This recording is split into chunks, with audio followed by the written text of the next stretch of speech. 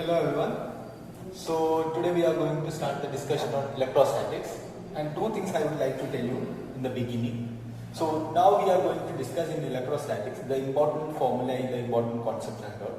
So as you know, so the thing is I'll attach one PDF file with the video. I have made the file.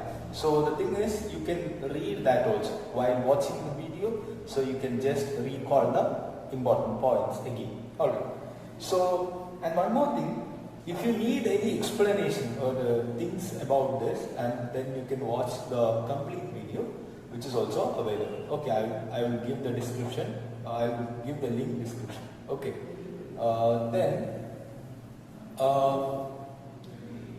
Let's start electrostatics. So electrostatics,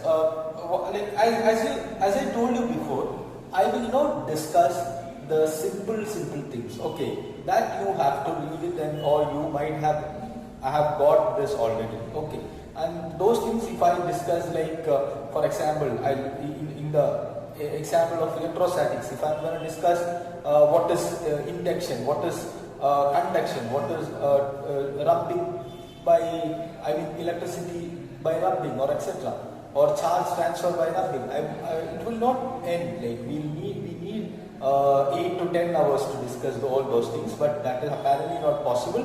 Even we don't have that much time either, right? So first of all, when I say something, that is, you can read that along with the lesson. Okay, so first thing, charge. You know what is a charge and what are the types of charges, what is the unit of charge, etc., etc. So, like the methods of charging, induction, conduction, and friction, etc. All those things you have to know. Second thing, conservation of charge. You know what is conservation of charge, right? So charge, we cannot create a new charge. We can transfer it from one body to another body. We cannot apparently create a new charge or destroy a new charge. Alright. So next one is very important, that is quantization of charge. Not that much important. In some places I have seen some questions related to this, and the questions are like they have the same level of same model questions repeating itself. So I can say that 1 coulomb, like Q is equal to plus or minus Ne. This equation all of you know. What is Q? Q is a charge, N is a number of electrons, and E is electron, one electronic charge, that is 1.6 into 10 to the power minus 19 coulomb. Okay, so I can say that in 1 coulomb, when we put 1 coulomb here, 1 coulomb is nothing but 6.25 into 10 to the power 18 electrons. 18 electrons.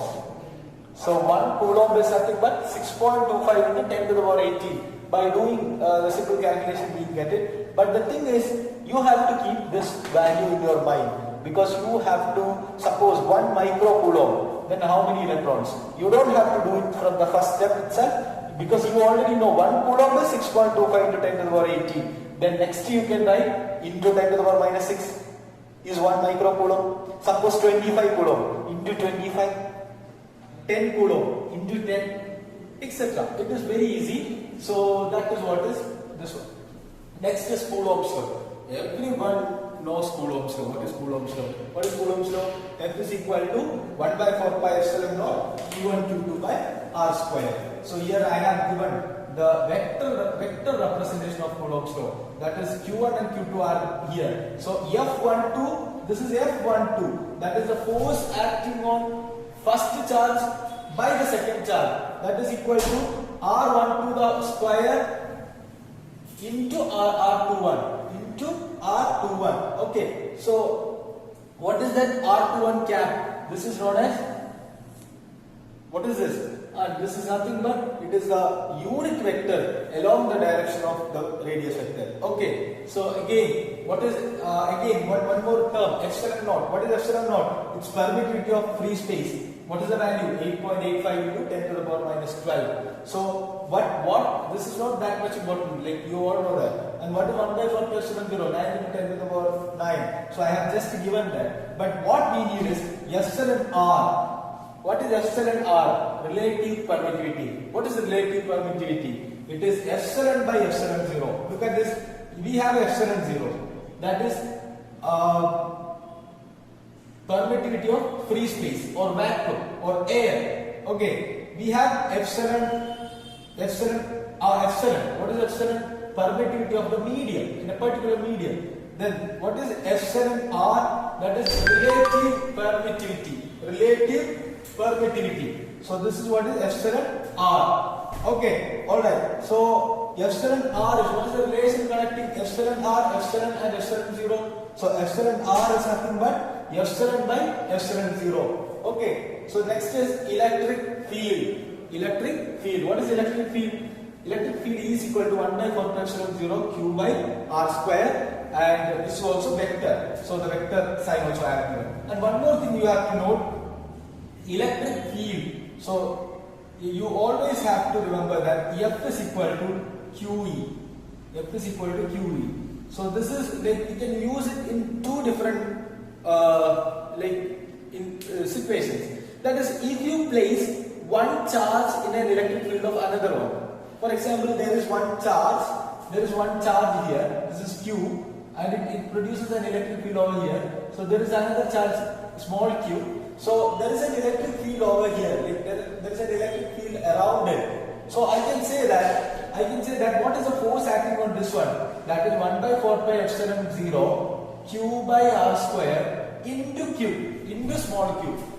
So one more thing, so this is nothing but like q by r square into small q. This is the force acting on this. So what is this? First one, it is the electric field of first charge into small q. That is charge of the second one. So this is like there is a direct connection. There is a direct connection between them, that is QE. That is, we also call it as Lorentz force, Lorentz electric force. Okay, so you will study in magnetism, Lorentz magnetic force. Similar to that, Lorentz electric force. Alright. So that is about electric field. And one more important thing. Oh my goodness, this is very important, because in the problem point of view, we need this. Okay, E is equal to minus dV by dx. Minus dV by dx. What is V? V is the potential. So what is E? Electric field is equal to minus dV by dx. So electric field is nothing but it is a gradient of potential. It is a gradient by dx. It is a gradient. Okay, so it is dV by dx. And how do you remember this? It's very easy to remember. I told you before, I think. So what is that? ED is equal to PD. ED is equal to TD. ED, PD. Like that you can remember. So ED means electric field into distance is equal to, what is PD? Potential difference. Okay, this is potential difference. ED, electric field into distance. So look at this. E into dx is equal to dV. E dx is equal to dV. Minus. Okay, minus sign is there because it is decreasing. Gradient is decreasing. It is in the direction of decreasing the potential. Electric field is always in the direction of decreasing the potential. So minus dV. Okay. So E dx. From this E dPd you can write this. From this you can write this. Or you can write potential is integral E dot dx. That is also you can write minus. Okay. So many things you can write from this. So remember E dPd. Alright. So next is electric flux. What is electric flux? Electric flux is nothing but it is the electric field lines in a particular area. So in an electric field sector, if electric field lines in an area, that is what is electric flux. So we can write phi E is equal to integral E dot ds. So we will discuss in Gauss's law. In Gauss's law we will discuss more about electric flux. Anyways, that quantity you have to keep in your mind. Alright. Next is electric potential. Electric potential. What is the potential? Electric potential is V is equal to, as I told you here, from here you can easily get it. So integral infinity to R minus E dot dx. So this is what is potential. So when you integrate it, you will get V is equal to 1 by 4 pi epsilon 0 Q by R. 1 by 4 pi epsilon 0 Q by R. This is what is potential. So what is potential? This is a potential due to a point charge. A point charge. So you all have a doubt that, So why like we are discussing more about the potential like electric field of point charge, potential of point charge, where are all other charge distributions? So there are charge distributions I will discuss in the next video. You are not supposed to worry about that. So because electric field we haven't finished this. Okay, so the electric potential we discussed before going to discuss all those charge distributions. I want to make sure that you know what is potential, potential difference, potential energy, electric field, etc. Then only we can solve those problems. Okay, so we will discuss one by one. I mean, one shell, we will discuss disk, ring, rod, etc. etc. like that. Okay, don't worry about that. So next is potential difference. What is potential difference? It is nothing but V2 minus V1. Delta V is equal to V2 minus V1. So integral R1 to R2 minus E dot dr. So here instead of infinity to R, we are giving R1 to R2. That is a potential difference, which is equal to 1 by 4 pi epsilon 0 Q divided Q into 1 by R2 minus 1 by R1. Okay, 1 by R2 minus 1 by R1. And next is, what is equipotential surface? What is equipotential surface? So integral phi into dl is equal to 0. So what does that mean? That is phi into dl. That is, in an equipotential surface, if you consider an equipotential surface, the work done on the equipotential surface will be 0. That is what is equipotential surface, where all the potential at each point will be equal. So for example, there is a shell which is equipotential, which means there is you are not supposed to do any work from moving a charge from one point into another point.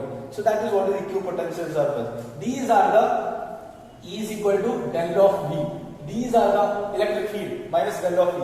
And let's talk about that. I haven't discussed that here, so I'll discuss it here. No worries.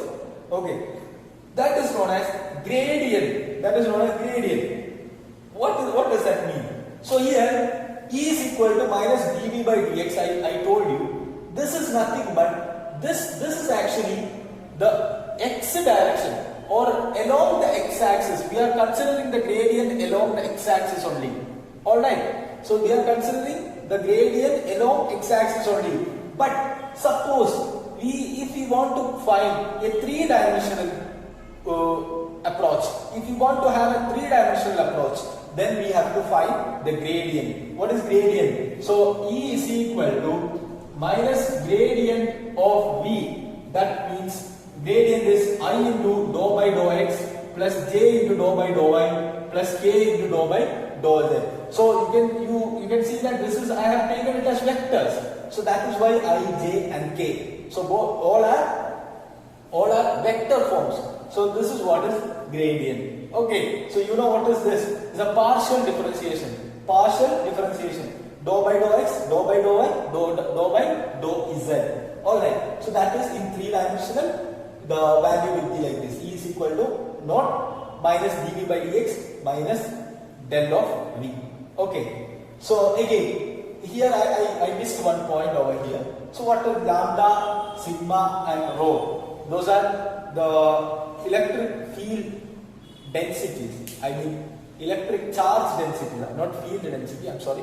Charge density, which means that is first one, lambda, which is line charge density, Q by L. Suppose there is a line, a charge distribution, a line is there. So dl, Q by L is the charge density of that line. What about rho? Q by A, that is area, charge per area, that is areal charge density. What is this? Q by V, rho, that is volume charge density. Volume charge density. We will discuss about this in a continuous charge distribution. Alright.